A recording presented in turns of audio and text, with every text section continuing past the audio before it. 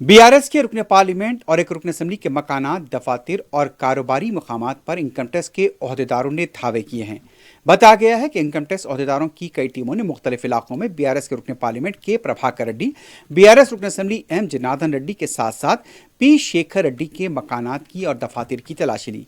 Prabhakar Reddy parliament में मेदक हल्के की नुमाइंदगी करते हैं, जबकि जनार्दन रेड्डी तेलंगाना असम्बली में नागर कर्नूल हल्के की नुमाइंदगी करते हैं।